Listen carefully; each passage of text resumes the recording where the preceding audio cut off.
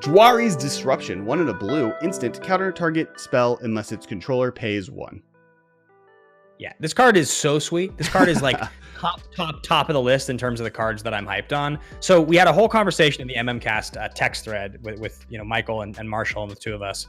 And the conversation becomes like, is it, Force Spike versus Censor versus Spell Pierce versus this card? I think Pierce actually relates to a different card that was spoiled. But the whole conversation about this is very interesting because it's a guaranteed tapped blue source. So you do not get the untapped blue that effectively, you need to cast your 1-drop, to cast your other counterspell.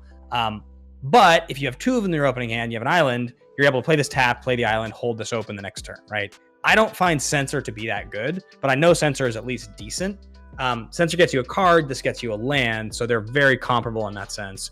I feel like probably I take this card over Censor, and the reason is because I always want to play less lands in my low to the ground blue decks. Always.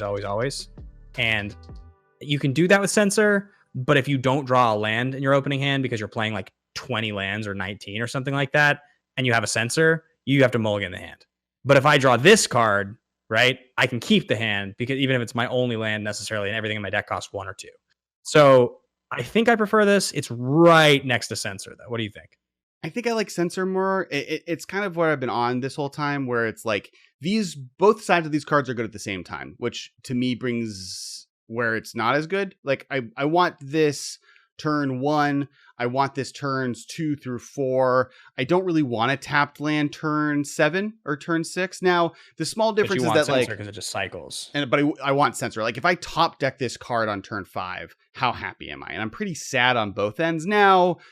That's not totally true, right? Like you can get people on turn 4 with and a turn 5 with the Jwari Disruption. They'll play 2 spells. You get the second one, so that's fine. And also, I've definitely been like, oh, I have this 6-drop. It's turn 4. I need this to come in. I'll play this tapped on turn 4, so that turn 5 I play the untapped land, and then I can play my 5-drop. Right? Like you can time your tapped lands correctly for it to be fine.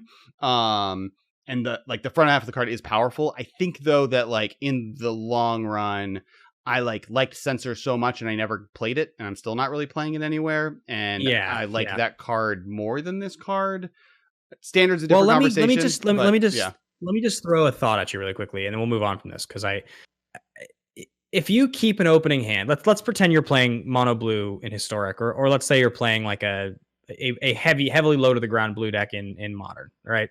I don't really know what modern deck is mono blue or would be doing that, but blue red spells or something like that. And let's say Censor's in your opening hand and you have 1 blue source, right? An untapped blue source.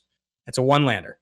And you're like, okay, I'm on player draw. You're like, I can keep this because I love the hand, but I have 1 land in it. So you cycle the Censor, maybe you don't hit your land drop, then you're really, you're bummed. Sure. Yeah. Flip that to the 1-land situation where your second land is this card. So now you're like, well, I have a 1-lander. I don't have my Censor to draw me my extra card, but I actually have 2 lands. Even, and like to me, that's like so many more games are lost by making that gamble on a 1-land hand than being forced to keep a 2-lander that's not ideal, that also has a counterspell in it. That I think like probably more of the time you will play more successful games of Magic in the formats that would play a card like a Censor or a Disruption. So like top half, last 5 years. I think you'll get more games of Magic that you don't just lose to yourself when you're playing with this card versus Censor, is my guess. Because I have a tendency to keep those 1-landers off of cyclers. So yeah, so I guess there's 2 things. One, I don't think you should keep 1 blue source Censor. And like very specific, your deck has to have multiple other one. I mean, like you shouldn't do that, right? I'm not saying people don't do that. I've done that, but like especially in the world with the London Mulligan, where like your mulligan, like that's like turn your mulligan down to 5 at that point. Maybe is when I start thinking of keeping that hand. On the flip side, pun intended, with this one, yes, you're right. This is a better card in that situation, but you have this card, 1 blue mana and a 3-drop. So you have this, a 1 blue source, actually even 2 blue. You have 2 blue sources, this and a 3-drop. Do you play this on turn 1? Tapped. No, definitely not. You have 2 blue sources and a 3-drop? No, sorry. You have this and this and 1 blue source. Sorry, not 3. You have this and 1 blue source and a 3-drop. Do you play this tapped on turn 1? Okay, every time. Okay. Because and I mean that's the value, and you know it's one of your lands. So like, I think this card's better, barely, but I think it is better.